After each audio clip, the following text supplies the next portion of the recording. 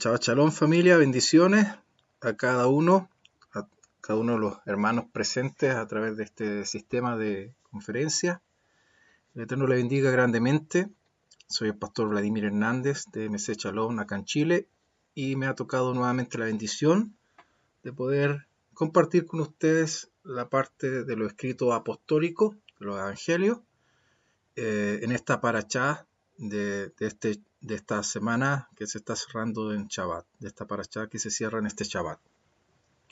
Bien, los escritos apostólicos están establecidos entre el Evangelio de Marcos, entre el capítulo 13 y el capítulo 14, parte del capítulo 14, no completo, y trataré de hacer un resumen rápido en el tiempo que me corresponde para que podamos tener una impresión respecto de lo que aquí sale. Es bastante interesante cada una de las cosas que aquí se menciona y podamos verlas rápidamente. Bien, lo que es el capítulo 13, puntualmente que hay algo que a todos nosotros quizás nos ha interesado siempre, ya sea cuando estábamos en el cristianismo y ahora también parte del conocimiento que vamos adquiriendo, precisamente respecto de lo que en el cristianismo se llama como escatología, eventos futuros.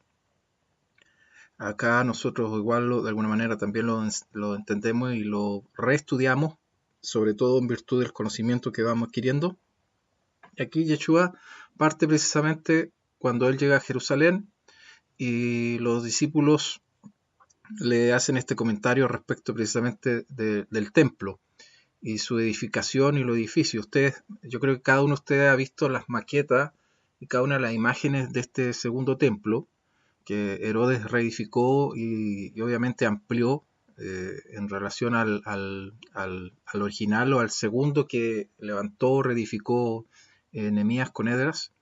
Entonces, obviamente que era el mismo templo, este segundo templo, rediseñado, mejor dicho, por el rey de Herodes. Recordemos que a Herodes le gustaba sobre todo lo que exaltar un poco o, ¿cómo decir?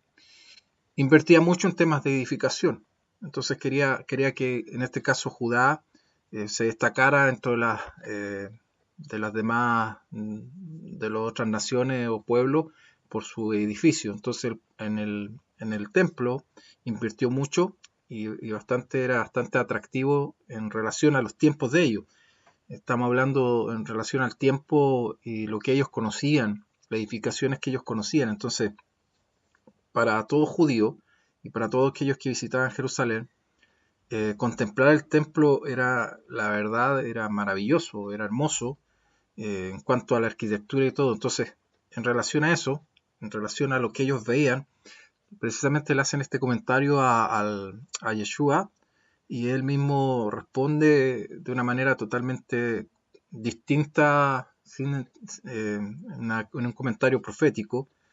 Ahí yo tengo entre paréntesis precisamente lo que está en el Tanaj, en referencia a cada uno, cada uno de los comentarios ahí dichos por el Mesías.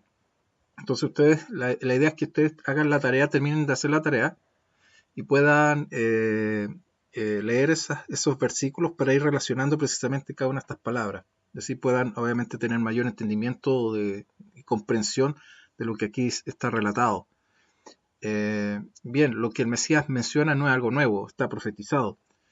Entonces, y lo interesante es que como enseñanza, el Mesías nunca, su mensaje del Mesías nunca fue enfatizado en virtud de lo externo, de lo visual.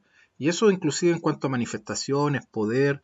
Recordemos bien cuando él hacía sanaciones, cuando él, por ejemplo, sanó, liberó al endemoniado, y los discípulos se acercaron maravillados de la situación, y él les dice inmediatamente que eh, no se maravillen de estas cosas, sino que se preocupen de que sus nombres permanezcan escritos en el libro de la vida.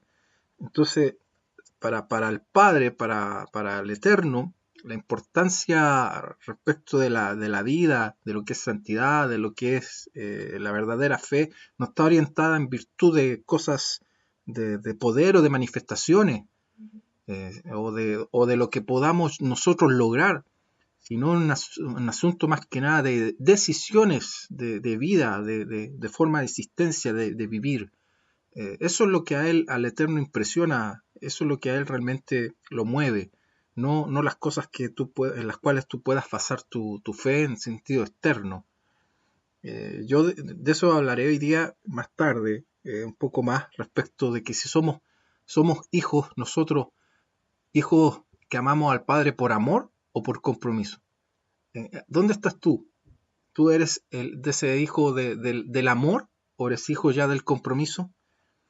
Y eso es importante poder nosotros profundizar en ello. Bueno, después habla respecto precisamente de estas cosas. Los discípulos le preguntan cuándo sucederá todo este tema. Y aquí hay que entender bien lo que el Mesías habla, que también está profetizado, y él lo trae más que nada al contexto. Aquí hay dos facetas de esta profecía, y gran parte de esa profecía, o de lo que el Mesías está hablando, ya sucedió, que era precisamente en el momento en que el templo fue destruido, y todo el gran dolor que nuestros hermanos de Judá en ese tiempo vivieron.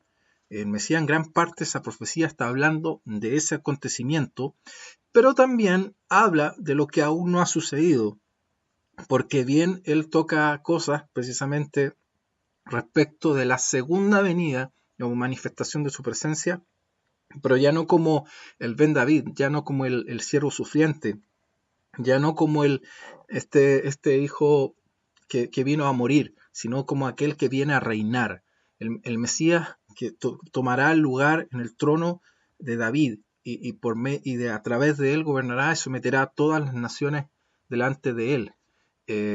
Y esto está precisamente unido. Aquí está la unión con la parashá de hoy. Esta manifestación del Mesías a su pueblo Israel, al pueblo de Judá, porque ellos obviamente le reconocerán cuando lo vean regresar, porque ahí será cumplida todas las profecías en forma completa. Y la última que falta para nosotros obviamente es obviamente el reinado del Mesías, la manifestación de Yeshua como rey, porque eso en lo literal no se ha cumplido.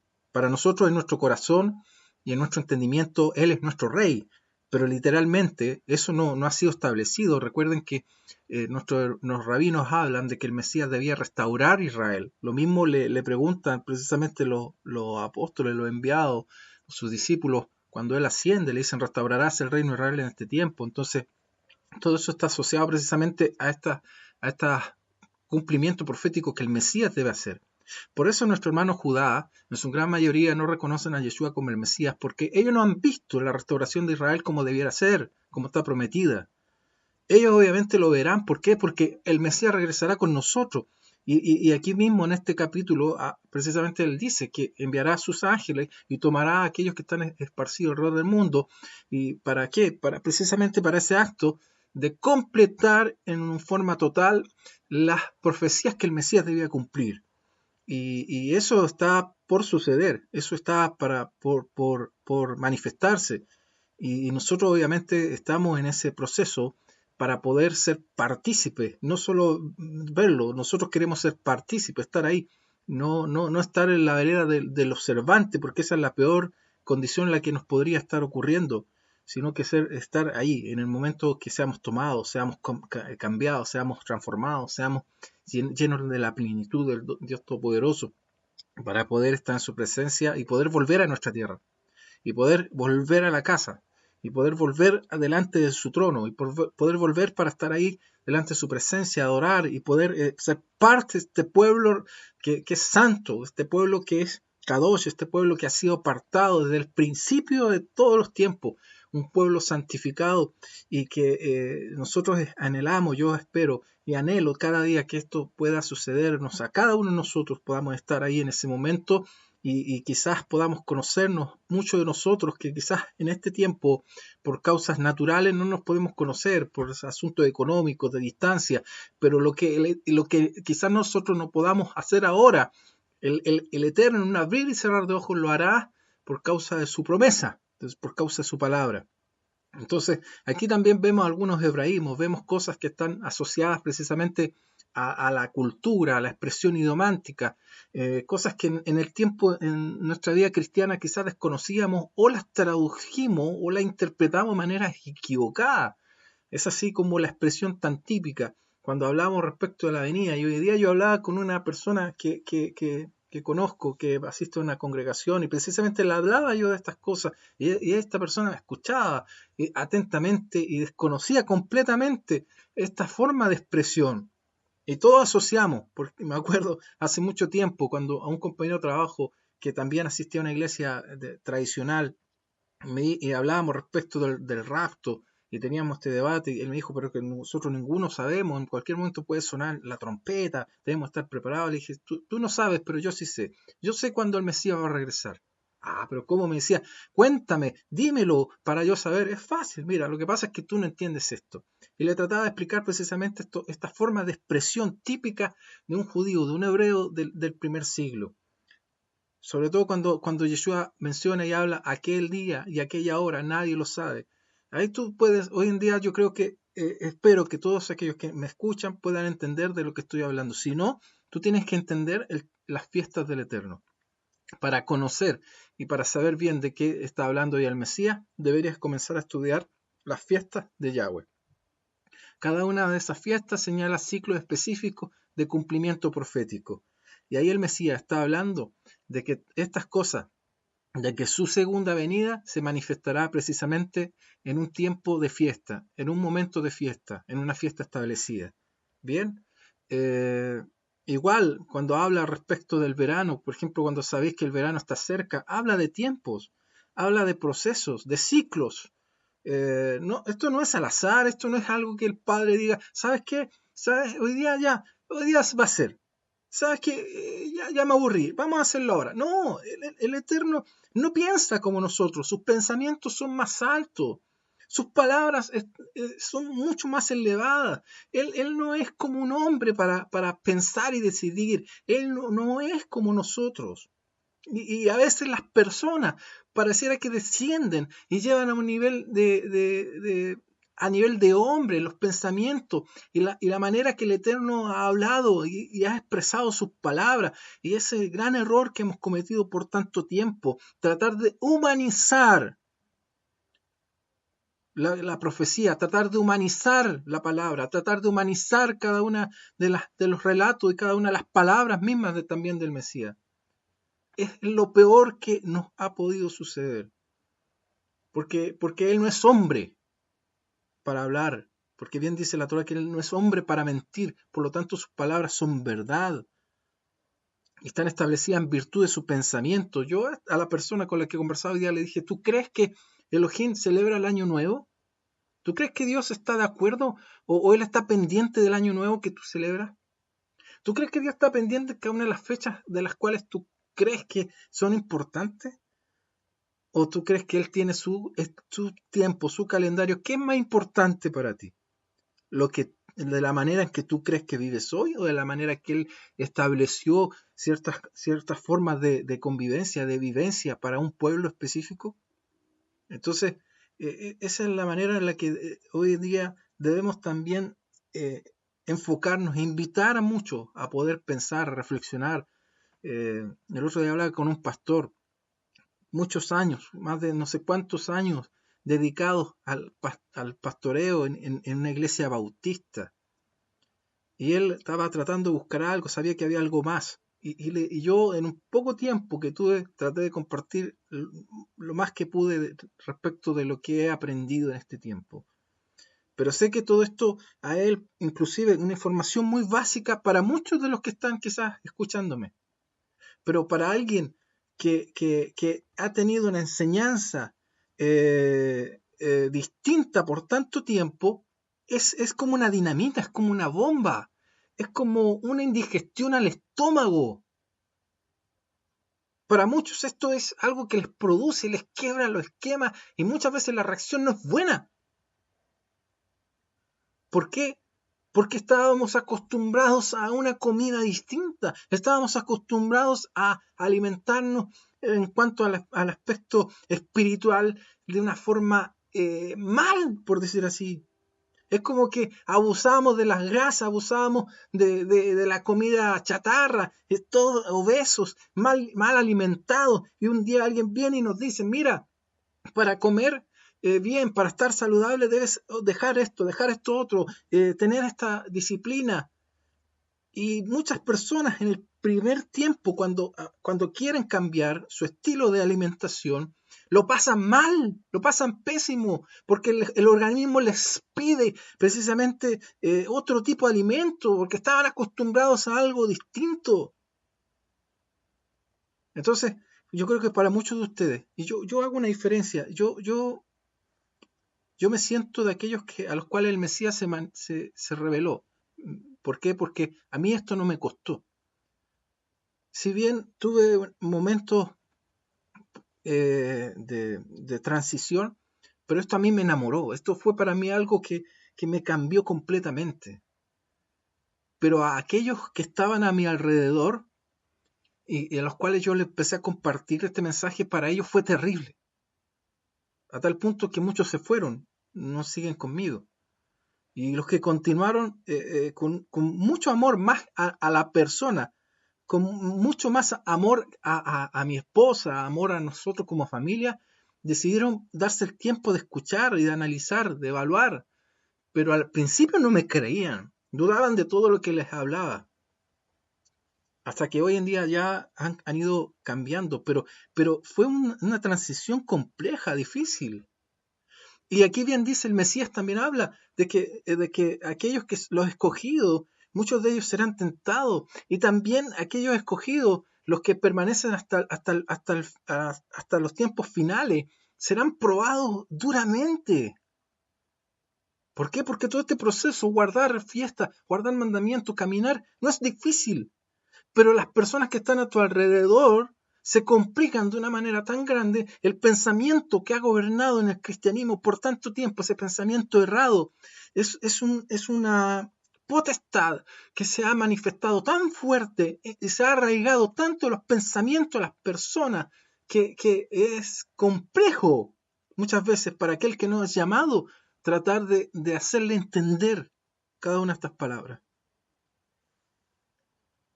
A esto mismo avanzamos hacia hacia el capítulo 14. Aquí ya habla Yeshua respecto de la preparación de lo que vendría siendo Pesaj, Pascua, y cada una de las fiestas que en el cumplimiento profético obviamente que éstas se establecieron. Por eso es importante entender bien las fiestas, porque cada una de ellas marca tiempos específicos. Aquí también habla el relato cuando esta mujer rompe el frasco de un perfume carísimo y lo vierte sobre él. Los discípulos no entendían nada. Ellos pensaban y lo veían humanamente. Ellos veían el tiro por el tema de costos, dinero. O sea, ellos estaban viendo el tiro que con eso, o sea, con el valor de ese perfume podríamos haber hecho tantas cosas. Y aquí hay una palabra muy interesante que el Mesías le dice, los pobres los vas a tener siempre. Y aquí habla obviamente en virtud de Torah. ¿Por qué? Porque a ellos tenemos que obviamente hacerse de acá, debemos preocuparnos de ellos. Pero en cuanto a los temas de Torah, en cuanto al tema del Mesías, en cuanto a temas de revelación, eso no es para siempre. Hay una separación. Después habla precisamente de Judas, que va donde los sumos sacerdotes de aquel tiempo, precisamente a programar todo este tema de la traición sobre el Mesías. Y aquí hay cosas muy interesantes que recién yo hoy, en virtud del conocimiento que he ido teniendo, veo las cosas distintos. Yo antes, cuando leía los relatos respecto del Pesach, del Seder de Pesach, del momento de la cena de Pascua, por ejemplo, palabras como el estar reclinados en la mesa comiendo, palabras como tomó el pan y pronunció la bendición, palabras que tomando la copa dio gracias, palabras como que después de cantar el himno, cada una de ellas, inclusive cuando dice antes que el gallo cante 2 veces. Cada uno de estos términos, para muchos que están en el cristianismo, no tienen un gran significado. Más que un aspecto quizás que marca tiempo, marca situaciones. pero la asociamos a las cosas a las cuales de nuestra vida cristiana pensamos que esa es. Porque siempre el cristianismo presenta como al Mesías, a Yeshua, como aquel que el fundador precisamente de prácticamente una nueva religión. Pero hoy en día, en el conocimiento que tengo, sobre todo de las raíces, inclusive en el conocimiento que nuestro hermano de Judá, por medio del judaísmo, hemos podido precisamente reforzar todo este concepto y toda esta cultura, podemos precisamente ver que cada una de estas cosas son procesos que están asociados a algo específico y que no son a la ligera. No es simplemente una oración que se le ocurrió en el momento. No es simplemente un dar de gracias, algo que simplemente ahí le afloró. No es un cántico cualquiera. No es una expresión del gallo y como el catolicismo hasta una iglesia en Jerusalén levantaron por causa de ese animal. Nada, nada de lo que pensamos era en virtud de ello. Porque para poder entender cada uno de estos pasos o procesos, hay que pensar no como o un chileno, no como un argentino, no como un colombiano, no, hay que pensar como un judío, como un israelita, como un hebreo. Y precisamente irnos a esos tiempos del primer siglo, tratar de lo más cerca que podamos, en virtud de la cultura, de la idiosincrasia, tratar de entender qué es lo que pasaba ahí. Esto no es simplemente una comida cualquiera. Y cada una de esas expresiones, precisamente, como dice cuando tomó el pan y pronunció la bendición, que para nosotros, obviamente, en hebreo es la berajá. Y la berajá dice, Baruch atah Adonai, Eloheinu melech haolam, hamosim lechem min haaretz. Que precisamente la bendición específica de todo este ceder, de este proceso, de este orden que conlleva precisamente esta cena de Pesaj. Todo está ordenado, establecido con parámetros específicos. Y cada una de ellas, obviamente, habla de términos proféticos en el cual en ese momento el Mesías mismo estaba revelándose a sus hermanos, estaba revelándose a sus discípulos, llevando a cumplimiento cada uno de lo que se estableció por medio de los ancianos de Judá. Interesante que lo que los ancianos de Judá, lo que los rabinos estructuraron para poder vivir precisamente y celebrar esta fiesta, todo este ordenamiento de oraciones, de cánticos, el profeta mismo lo toma eso para revelarse a su pueblo, para manifestación profética cada uno de esos pasos y así dar cumplimiento y validez precisamente a ello. Y de repente cuesta, porque cuando yo llegué a Raíces Hebreas me encontré con grupos que decían, no, es que esto es traición, no, que esto, no, el tema del ceder y cada una de estas cosas son cosas que el Eterno precisamente aborreció de su pueblo, oraciones repetidas, no, es que todas estas cosas están ligadas al judaísmo, al ceder, a cosas que son parte de la tradición de los rabinos. Pero entonces Yeshua también era un tradicionalista. Si eso fuera así, entonces Yeshua también es un tradicionalista. El problema es que no entendemos cuando él hace la diferencia entre tradición y guardar Torah. Porque si él no hubiese sido apegado, si no amara las raíces de su pueblo, él no hubiese dicho nada de esto. Él, al momento de tomar esa copa y dar gracias, ese dar gracias, precisamente la pronunciación de la bendición. Y esa pronunciación de la bendición la hacemos mucho nosotros hoy en día, en cada Shabbat y en cada Havdalah, en cada una de las fiestas. Cuando muchos de nosotros escuchamos precisamente a nuestro pastor, a nuestro rabino, cuando toma la copa y dice, Baruch atah Adonai, Eloheinu melech haolam, borei peri agafen. ¿Por qué? Porque los de nuestros antepasados, de nuestros rabinos, entendemos que cada una de las bendiciones, cada una de las palabras deben ser precisamente cantadas.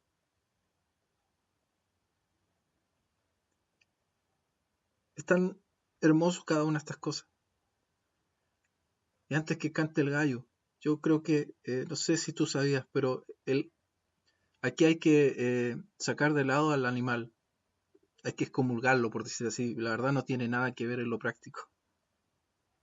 Porque aquí la expresión es un hebraísmo que hace alusión a un sacerdote, que en las horas de la oración, en cada uno de las horas de la oración, sobre todo a la hora de la mañana, hacía el llamado a los sacerdotes, a los levitas, para tomar su ubicación en el templo. Y como en ese momento, cuando estuvieron interrogando al Mesías, estaban precisamente cercano al templo, se escuchaba, desde ese punto se escuchaba precisamente esa voz. Es interesante que tú en el capítulo 13 te vas a encontrar con que el Mesías precisamente hace una alusión, y en esto quiero profundizar, cuando dice velad, cuando habla, y me pasé un poco del verso 31, el capítulo 14, porque también habla cuando están en Getsemaní y le dice a los discípulos, dice esperar aquí y velad. Y él insiste precisamente en esta expresión, en esta palabra, velad, velad. En el capítulo 13 insiste mucho, sobre todo cuando él habla de los tiempos que vendrán y les dice estar velad, estar despierto, estar ahí alerta, velad, y habla él de 3 tiempos específicos, precisamente los cuales nosotros debemos estar alerta. Habla, para que tú lo leas ahí en el capítulo 13, habla de que si no sabemos que el Mesías se puede manifestar, dice, a la mañana, al mediodía o en el anochecer. Y cada uno de esos tiempos precisamente hoy en día los puedo asociar a estos ciclos de la oración, a estos momentos precisamente en que se presentaba el sacrificio. Esta palabra velad en el griego es gregoreu, ahí sí, que es vigilar, vigilante. Pero, pero cuando la llevamos al hebreo, la palabra que más encaja en virtud de precisamente esta expresión es shamar. Y shamar habla de, bueno, encierra toda una de las cosas que está ahí, interesante, que inclusive shamar se asocia al pastor como un guardián, guardia, un guardador, alguien que cerca, protege, como una cerca alrededor, alguien que vigila, un vigilante, velar. Si profundizamos más respecto a esta palabra, llamar, en la Torá esta palabra va a aparecer de distintas maneras, escrita, pero la raíz, el centro, que se permanece porque se le agregan o se le quitan palabras, ya sea al principio o al fin, tú la vas a encontrar escrita de muchas maneras, pero la raíz medular que mantiene son estas 3 letras, que es la Shin, la Men y la Resh. Shamar. Shamar. Esta palabra tiene un valor gematria de 540. La raíz de la palabra shamar tiene un valor de 540.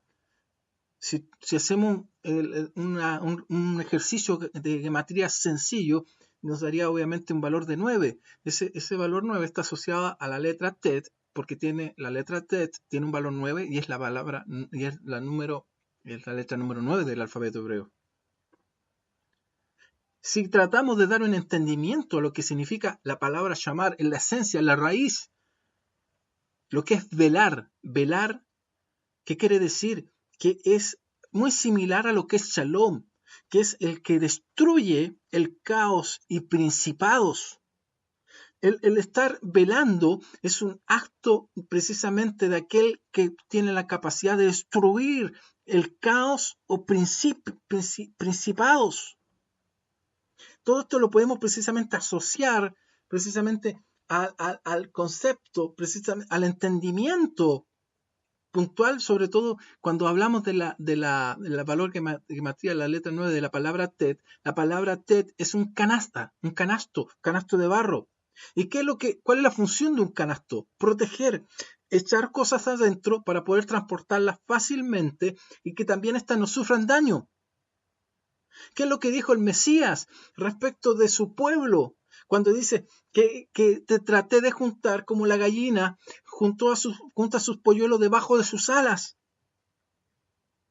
¿No es acaso la misma expresión que sale en Génesis 1:2 cuando dice el aliento de Elohim se movía sobre la superficie de las aguas? Inclusive esa palabra cuando dice que se movía habla de como de empollar, una acción precisamente de una gallina que cría. Lo mismo dice el salmista en el capítulo 91, donde dice, con sus plumas te cubrirá, bajo sus alas hallarás refugio. Por lo tanto, cuando el Eterno nos habla precisamente de este chamar, y bien, ninguno de los que estuvo ahí en ese momento pudo cumplir. Mire, ninguno de nosotros hemos podido ser un vigilante conforme a la Escritura. Todos nosotros fallamos precisamente en esa labor. Nos cansamos, nos dormimos, nos debilitamos, no pudimos llegar hasta ese nivel. Por lo tanto, el Mesías, nuestro Adón, él sí pudo y él sí ha podido ser este chamar, este vigilante, este pastor en todos los aspectos, porque él es esa gallina que nos ha recogido. Él es el espíritu que desde el comienzo fue partícipe precisamente de toda esta creación. Él nos ha tomado y nos ha reunido bajo su presencia. Ahora, en virtud precisamente de esta revelación, puedo entender aún mejor estas palabras precisamente que el enviado Pablo, Rab Shaul, habla cuando le escribe a la comunidad de Éfeso y le dice, porque nuestra lucha no es contra carne ni sangre, sino contra principados, contra potestades, contra poderes de este mundo de las tinieblas. Porque, ¿qué es lo que a nosotros nos desvía? ¿Cuál es lo peor que nos podría pasar al Hano Elohim? ¿Qué es lo peor que a un hombre le puede pasar? Transgredir sus mandamientos, transgredir cada una de sus palabras, andar en desobediencia. Es lo peor que a un hombre le puede suceder en la vida. Por lo tanto, estos principados, este caos, no es más que nada precisamente la manifestación del pecado que nos separa, que nos adormece, que nos hace ir por caminos distintos del Dios Todopoderoso. Pero Él vino a reunirnos, a congregarnos, a hacer esa canasta para nuevamente tomarnos para sí. Por lo tanto, estas palabras que el mismo enviado también les dice a la comunidad de Efeso cobran un sentido aún mayor. Porque cuando dice que el Mesías, dice resucitándolo a los muertos, sentándolo a la diestra en los cielos, sobre todo principado y autoridad y poder y señorío, sobre todo nombre que se nombra, no solo en esta edad, sino también en la venidera, y sometió todas las cosas debajo de sus pies, y lo dio por cabeza sobre todas las cosas a la iglesia, que es la congregación, haciendo referencia a Israel. Por lo tanto, hoy en día nosotros entendemos que en el Mesías está precisamente, y dentro de la parashá inclusive se tocó y se habló respecto a este abogado, este intercesor por nosotros.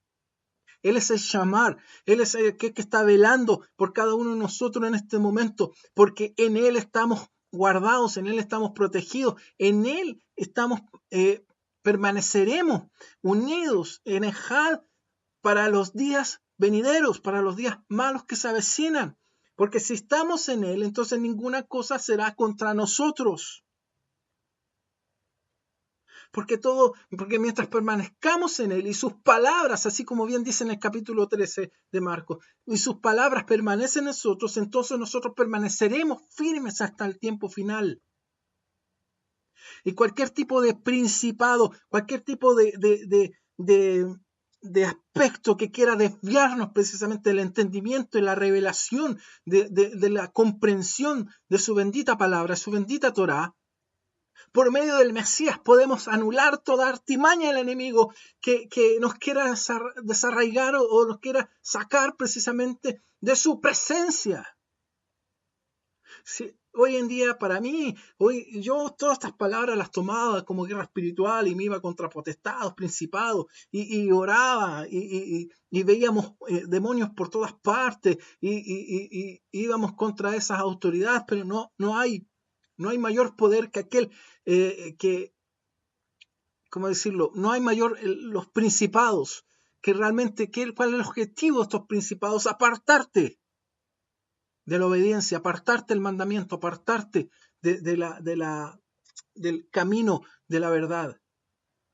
Pero he aquí, el Dios Todopoderoso vino en la forma del Mesías Yeshua para someter por medio de su poder a todo principado, a toda autoridad, a todo señorío, a todo aquel que quiera desviarnos su presencia. Si tú te dejas envolver por sus palabras, si tú te dejas envolver por sus mandamientos, si tú te dejas envolver por cada una de sus enseñanzas, estarás entonces bajo la sombra de sus alas y nada te sucederá. He aquí toda su presencia, su bendición estará sobre ti.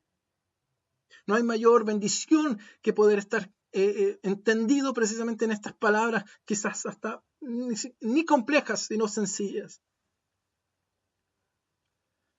El mismo profeta Daniel lo anunció. La soberanía, el dominio y la grandeza de todos los reinos debajo de todo cielo serán entregados al pueblo de los santos del Altísimo. Su reino, hablando del Mesías, será un reino eterno y todos sus dominios le servirán y le obedecerán.